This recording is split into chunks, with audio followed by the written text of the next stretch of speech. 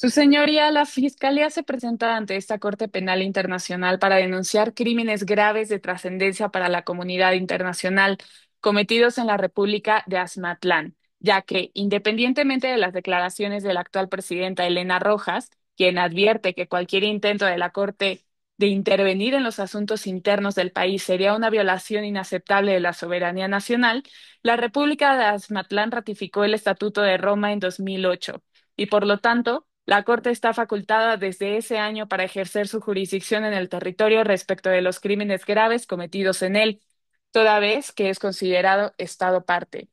Esto, puesto que si bien, conforme al Estatuto de Roma, la Corte Penal Internacional es una institución facultada para tener carácter complementario de de las jurisdicciones penales nacionales, y aun cuando su presidenta ha declarado que el país de Azmatlán tiene la capacidad y la voluntad de juzgar a los responsables internamente, hasta la fecha no se ha iniciado investigación alguna contra estos crímenes. Bajo estos fundamentos y tras la autorización de la Sala de Cuestiones Preliminares, esta Fiscalía ha ejercido la competencia que le es atribuida en el artículo 15 y 13 del mencionado Estatuto de Roma y ha iniciado de oficio una investigación respecto de los crímenes notoriamente graves y de trascendencia para la comunidad internacional cometidos en el territorio de la República de Azmatlán.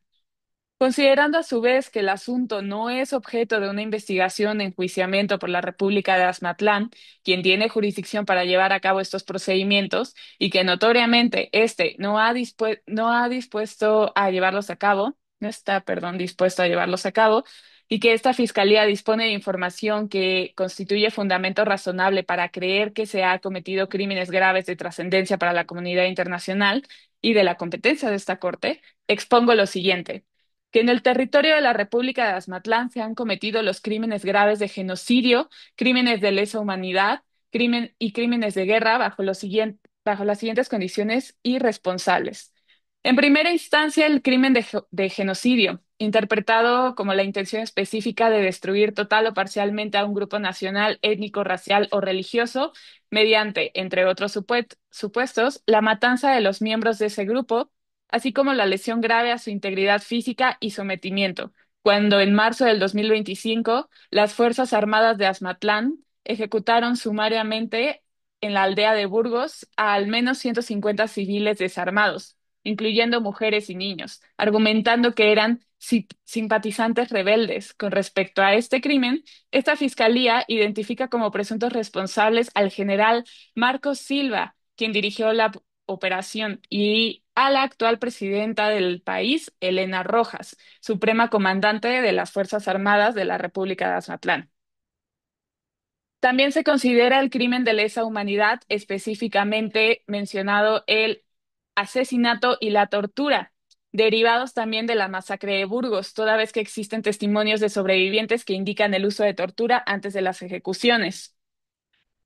Se enumera también los crímenes de guerra, incluyendo los crímenes de homicidio, tratos inhumanos, dirigir intencionalmente ataques contra la población civil, dirigir intencionalmente ataques contra personas civiles que no participan directamente en las hostilidades, así como la destrucción no justificada y efectuadas a gran escala, ilícita y arbitrariamente de bienes civiles, derivados de los ataques con artillería pesada y bombardeos aéreos indiscriminatoriamente en zonas densamente pobladas que han ordenado las Fuerzas Armadas de Azmatlán y que han resultado en la destrucción de infraestructuras civiles, incluyendo hospitales y escuelas, así como en un gran número de víctimas civiles.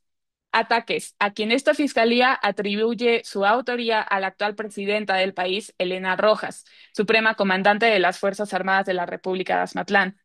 Se enumera también los crímenes de lesa humanidad, específicamente el traslado forzoso de población, entendiendo a este como el desplazamiento forzoso de personas por expulsión u otros actos coercitivos de la zona en que legítimamente estaban presentes sin motivos autorizados por el derecho internacional, derivado del desplazamiento intencional de las más de 500.000 personas que la campaña militar en el país ha provocado al buscar limpiar zonas de influencia rebelde, actos a quien esta fiscalía atribuye su autoría a la actual presidenta del país, Elena Rojas, suprema comandante de las Fuerzas Armadas de la República de Azmatlán. Perdón. Se menciona también los crímenes de guerra, específicamente el de reclutar a niños menores de 15 años para utilizarlos en participar activamente en las hostilidades, derivado del reclutamiento y utilización activa de parte del Movimiento de Liberación Popular de Azmatlán de niños menores de 15 años, muchos de ellos forzados a combatir en la primera línea, a quien esta fiscalía identifica como presunto responsable al comandante José Lúcido, alias Peña, líder del movimiento. Se denuncia ante esta corte también crímenes de lesa humanidad, específicamente los de asesinato y tortura derivados de la ejecución pública de 10 personas en abril del 2025, a quienes el comandante José Lúcido, alias Peña, líder del Movimiento de Liberación Popular de Azmatlán, acusó de espionaje sin la existencia de un juicio alguno, a quien esta fiscalía identifica como presunto responsable. Se denuncia ante esta corte también los crímenes de guerra, específicamente la destrucción no justificada y efectuadas a gran escala, ilícita y arbitrariamente de bienes civiles, derivados del saqueo sistemático de propiedades en áreas evacuadas, así como la destrucción de infraestructura crítica por parte del Movimiento de Liberación Popular de Azmatlán, a quien esta fiscalía identifica como presunto responsable al comandante José Lúcido, alias Peña, líder del movimiento. Esta fiscalía es consciente de la posible dificultad para probar los mencionados hechos, pero expone ante esta Corte Penal Internacional que ha reunido pruebas suficientes, incluyendo los testimonios necesarios para denunciar y acreditar los mencionados crímenes graves de trascendencia para la comunidad internacional. Es cuanto, su señoría. Bueno, ahora voy a hablarles en nombre de la defensa. Buenas tardes a todas presentes y su señoría, presentando la defensa del general Marcos Silva, que es el comandante de las Fuerzas Armadas de Azmatlán, ante los posibles cargos mencionados por la Fiscalía de Crímenes de Guerra derivados de la llamada masacre de Burgos y otros hechos durante la campaña militar contra el grupo rebelde MLPA. Voy a dividir esta defensa en tres partes cruciales. La primera, que son los argumentos de fondo, la segunda, los derechos del acusado, y la tercera, la cuestión de jurisdicción ante esta corte. En principio, el general Silva niega rotundamente haber cometido o autorizado estos crímenes. La operación en Burgos fue parte de una ofensa militar legítima contra un grupo armado que controla territorios, utiliza civiles como escudo, perdón, y ha cometido actos atroces como reclutar niños y ejecutar civiles sin juicio, como antes se mencionaba. Segundo, no hay pruebas directas de que Silva haya ordenado estas ejecuciones. Los testimonios son en su mayoría anónimos, sin verificación independiente, y las fosas comunes no tienen cadena de custodia fiable. En este contexto, es así que no basta solo con asumir la responsabilidad por jerarquía, si no hay una evidencia clara de la participación o la intención. Y en tercero, Azmatlán tiene derecho a defender su soberanía y a mantener el orden público. La respuesta militar puede haber tenido excesos, como ocurre en conflictos armados internos, pero eso no convierte automáticamente cada acción militar en un crimen internacional. En cuanto a los derechos del acusado, es clave recordar que el general Silva, como cualquier otro acusado ante la Corte, tiene derecho a un juicio justo, a conocer exactamente cuáles son sus cargos, a contar con una defensa adecuada, a presentar pruebas y, sobre todo, a que se le respete su presunción de inocencia. Además, según el Estatuto de Roma, que antes mencionaba la Fiscalía, para que haya responsabilidad penal individual, se necesita dolo y participación directa por omisión consciente. No basta solamente con que él haya estado al mando. Y en tercero, en cuanto al cuestionamiento de la jurisdicción, cuestionamos la jurisdicción de la Corte Penal Internacional por dos motivos. En primero, porque Azmatlán ratificó el Estatuto de Roma, sí es verdad, pero eso no implica renunciar a la soberanía judicial. El país ha dicho que puede y quiere juzgar estos hechos internamente. Segundo, el principio de complementariedad dice que la Corte Penal Internacional solo interviene cuando el Estado no puede o no quiere actuar. Y aunque es cierto que no hay juicios contra altos mandos, no se ha probado inacción total ni impunidad estructural. Además, los hechos deben cumplir con un umbral alto de gravedad para activar la competencia de la Corte, y en este caso, no hay pruebas de un plan sistemático de exterminio ni de genocidio, sino de una guerra interna muy compleja. En resumen y como conclusión, la defensa del general Silva se basa en que no hay pruebas suficientes que respetaron los principios básicos del derecho internacional y combate y que Azmatlán tiene la capacidad de juzgar estos hechos por sí mismo.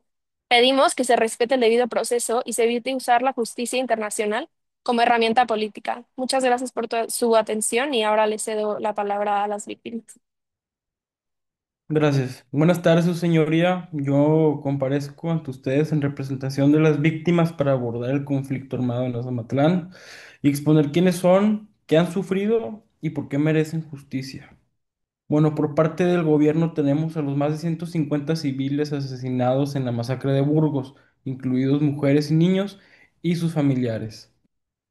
A las víctimas de los bombardeos indiscriminados en zonas pobladas, las personas que sufrieron de mutilaciones, a las familias que perdieron seres queridos, la infraestructura y las escuelas. 500.000 personas desplazadas internamente a raíz de estas acciones del gobierno que tuvieron que abandonar sus hogares y vivir en condiciones inhumanas. Por parte del Movimiento de Liberación Popular de Azmatlán, los niños soldados reclutados en contra de su voluntad, privados de su infancia, las familias de personas ejecutadas sin juicio que hoy viven mucho miedo y desprotección, y los propietarios afectados por saqueos y destrucción de bienes que perdieron su sustento. Ahora bien, ¿cómo pueden participar ante esta corte? El Estatuto de Roma, en su artículo 68, garantiza que las víctimas tengan voz en este proceso. Conforme a la regulación 86 de la Corte, las víctimas pueden solicitar su participación mediante un formulario establecido y aparte de testificar, ellos podrán narrar su verdad, presentar pruebas y documentos para demostrar los daños sufridos.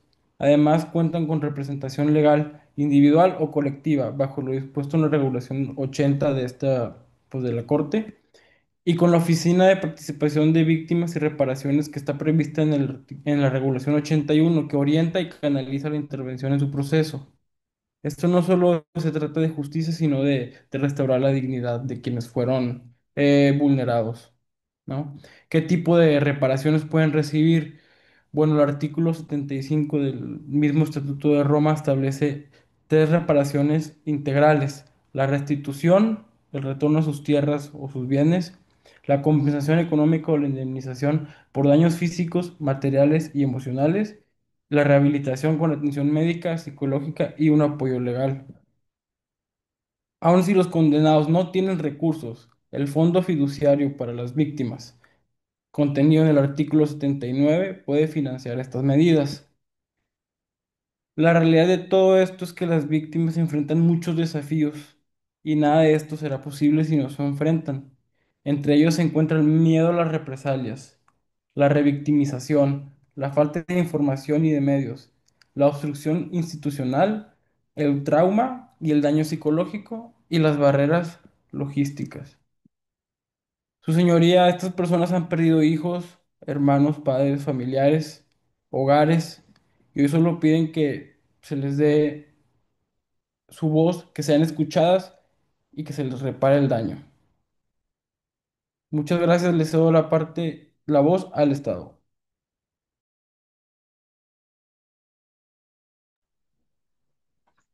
Buenas tardes, su señoría. La República de Azmatlán comparece ante esta corte con respeto, pero con firmeza para afirmar que el caso presentado es inadmisible, conforme al principio de complementariedad del Estatuto de Roma. Somos conscientes de la gravedad del conflicto que afecta a nuestro país, pero también afirmamos con claridad: tenemos la capacidad y la voluntad genuina de investigar y juzgar los crímenes cometidos, tanto por nuestras Fuerzas Armadas como por los rebeldes del Movimiento de Liberación Popular de Azmatl. Desde hace unos cuantos meses, nuestro gobierno ha tomado medidas concretas y serias, entre las cuales las principales se encuentran la creación de una fiscalía especializada en crímenes internacionales, la apertura de investigaciones contra altos mandos militares, incluyendo al general Silva, el inicio de investigaciones contra miembros del Movimiento de Liberación Popular de Azmatlán, incluido también su líder José Lucido, y finalmente también la formación de una comisión de verdad y justicia con la participación nacional e internacional. Estas acciones cabe aclarar que no son promesas vacías, sino son pruebas de que el sistema judicial de Azmatlán está actuando. Respetamos a esta corte y su mandato, pero una intervención en este momento debilitaría nuestros esfuerzos internos, podría politizar aún más el conflicto, y esto causaría que se pusiera en riesgo la estabilidad nacional del Estado. Su señoría, Azmatlan no busca impunidad, más que nada busca ejercer su derecho soberano y el deber primario de impartir justicia, tal como lo establece el espíritu del Estatuto de Roma. Este gobierno no ha negado los hechos ni ha encubierto responsables. Al contrario, está trabajando con el acompañamiento de organizaciones internacionales y los mecanismos de monitoreo independientes para que los crímenes tan graves no queden sin respuesta y que las víctimas obtengan la verdad, la justicia y la reparación. Es cuanto, señoría. Ahora cedo la palabra a la ONG de los Derechos Humanos. Su señoría, comparezco ante esta honorable corte como representante de la Organización de Derechos Humanos Voces de Azmatlán. Para poder denunciar los crímenes, primero tenemos que documentar de forma seria y cuidadosa. En nuestra organización lo hacemos entrevistando directamente a personas que han sobrevivido a ataques o que han perdido a sus seres queridos. También trabajamos con líderes comunitarios, médicos, periodistas y otras ONG.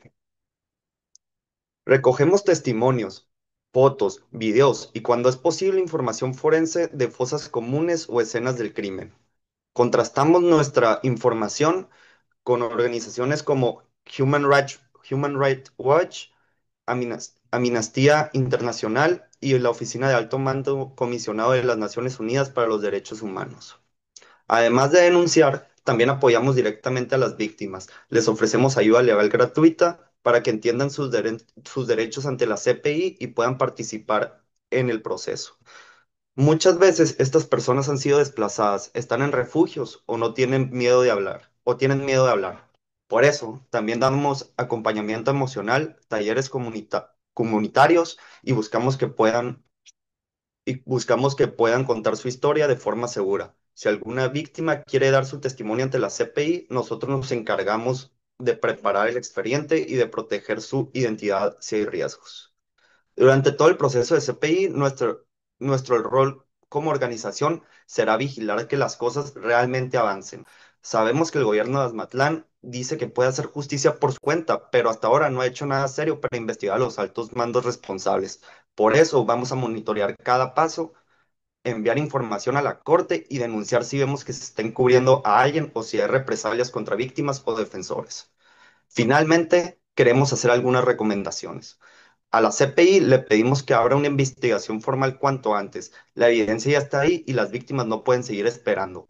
También pedimos que se garantice la participación segura de las víctimas, que se busque a los responsables de los crímenes más graves como el general Silva o el comandante Peña y que no se acepten excusas del Estado si no se está cumpliendo con su deber.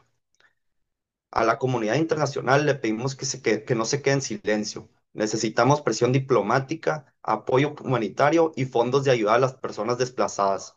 También necesitamos que se proteja a las organizaciones locales que están haciendo el trabajo en el terreno.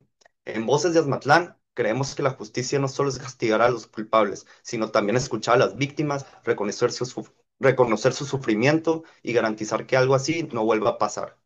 Por todo lo expuesto, reiteramos ante esta honorable Corte la urgencia de actuar. Las víctimas no pueden seguir esperando. Agradecemos profundamente su tiempo y disposición. Muchas gracias.